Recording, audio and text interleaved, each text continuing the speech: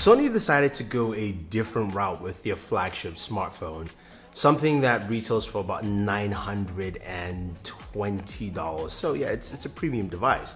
Now, we're in an era where we have bezel-less displays from Oppo to the OnePlus to punch holes from the Galaxy S10 Plus, and Sony said, nope, we are not going that route.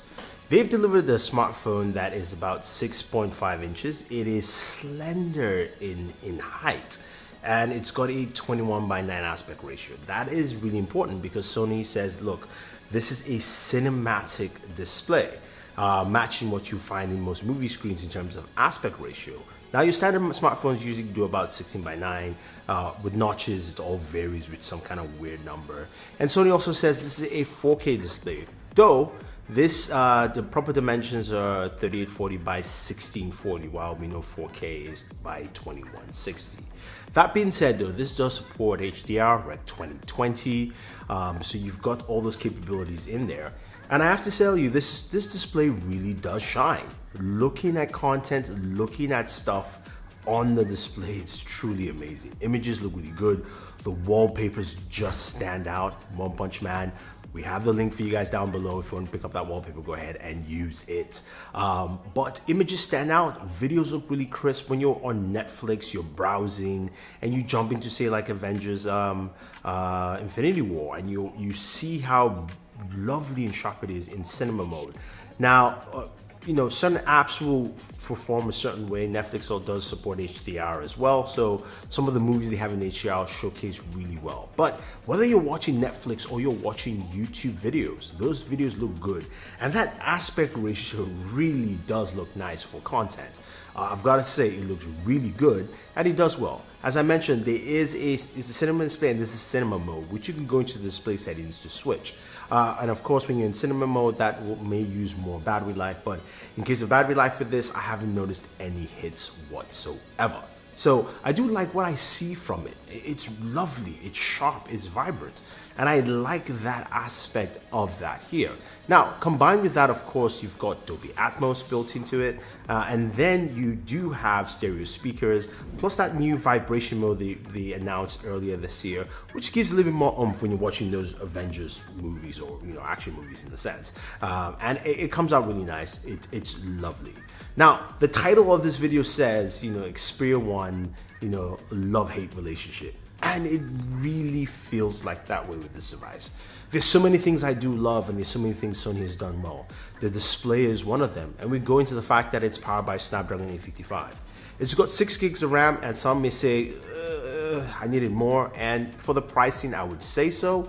But it performs really well. Now, 128 gigabytes of storage. You can expand that with a micro SD card, and there's a SIM tray slot, which is quite easy to pull out and open and put in your SD card there. But performance is really good.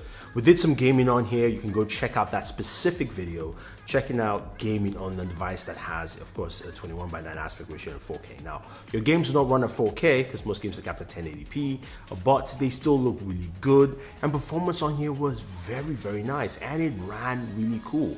Those are the things that Sony has done well with this device, and I've got to say, it looks pretty good. Now, you're thinking, okay, Thunder E, right? Well, videos look great. That's wonderful. Gaming is also really solid.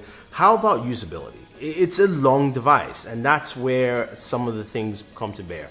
Now, because of this aspect ratio, it's going to be harder. And I've got big hands. I've really got big hands. And for me, it's still harder to stretch to the top hand corners, and sometimes I have to use a two-handed. And that comes into play quite a bit. The other thing too is the button positioning. You've got the volume button, the fingerprint sensor, the power button, and a camera button all on the right-hand side, which is all nice and dandy being on one side. I do like it for a device this size. Now, I do wish the fingerprint sensor and the power button were both the same and not two separate buttons, like the Galaxy S10e. I think that would have just made it much easier to power on the device, turn on, toggle, those kind of things.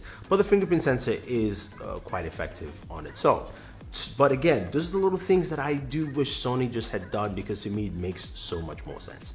The dedicated camera button is nice, and it's a nice departure from what we normally have. So I do like that there. Now you've got a 3300 milliamp battery, and granted battery life on this is pretty good. I would like to see more, especially if you're going to be watching more video content in here. 3300 is nice, but this display is, it's a larger display, and also it's a very different size format, and you're pushing 4K. I would like to get much more battery life from this. Now when we move to the back of the device, this is where we have a quandary. Sony has a triple camera setup. You've got all 12 megapixel cameras. None of them are using, no lens there is the new 48 megapixel sensor which Sony makes. And Sony makes one of the best sensors out there. A lot of smartphones use Sony sensors, really good ones all around. But Sony is not using the 48 megapixel sensor, and that's fine. But the camera app and algorithm, the main camera app algorithm, is where I am truly disappointed. It doesn't showcase what Sony has built, and it comes up as being really weak. You look at the images, daytime images are okay in terms of polishing, in terms of look. Nighttime images are dull. It represents a really dark scene, sometimes even darker than where they are, and something that I'm not a fan of. I wish Sony did a much better job in highlighting that.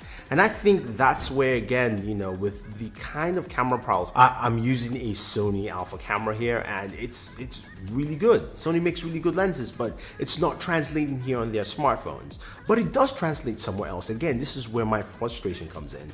There's a Cinema Pro app which recorded a cinematic video recording off the camera. You guys go check that out. And granted, in this app, it's all in manual mode. I wish there was an auto. That being said, if you're gonna shoot cinema, you want to change as each scene changes. You can change your LUTs in there. You can change your every single item, as well as also the frame rate and what resolution you're recording. But it's a really good app, and the processing on that app is solid. Videos are really nice and crisp here, and I'm wondering why Sony just didn't use this app as a basis for its main camera app. It feels like a disconnect. It feels like maybe this was made by the Alpha team, because it's an Alpha cinema camera app, and that was just made by the mobile team. And I think that's where I find a huge disconnect with this device. That kind of brings it down to me in certain aspects. Other things like the fact that it doesn't have wireless charging. I'm not saying wireless charging is needed, but at this price point, I think it's always best to stack in more and more. It does have fast charging, but it's a really standard affair here.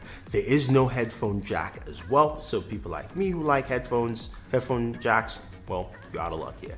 I think with the Xperia 1, as I grab it and I put it in my hands here, this is a device that I think has a lot of promise. The display is lovely. Look at that. Just looking at One Punch Man here looks really good. It's fantastic. They've done a good job here. They've done a good job with the sizing. There's so many things they've done well here that I really truly commend Sony on. But I wish they actually took time on other things. Photography is really important. Front-facing camera, rear cameras. People care about that because this is the main camera they own nowadays. And not putting the time in that main camera app really is disappointing, especially when they did a really good job on the Cinema Pro app, which kind of gets me confused.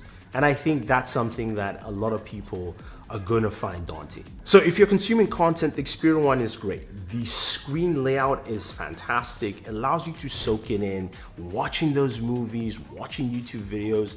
It's breathtaking. Audio from this is really good. Very good battery life all around, and very good gaming performance. Yes, I am terrible at PUBG and most mobile shooters, but you get a good idea of what this phone can deliver and what Sony was trying to do. I think there's some things missing with the camera, and hopefully they can grind that out. That being said though, I think the Sony Xperia 1 has a place, and I think it has certain features that will fit for certain people. And hopefully that helps you out in this video. So guys, if you have any questions or any comments, let me know. As I mentioned earlier, if you want to pick up any of the wallpapers we use, we have the links for you in the description. Thank you very much. Don't forget to smash the subscribe button, hit the notification icon to get notified with the latest videos, and always enjoy.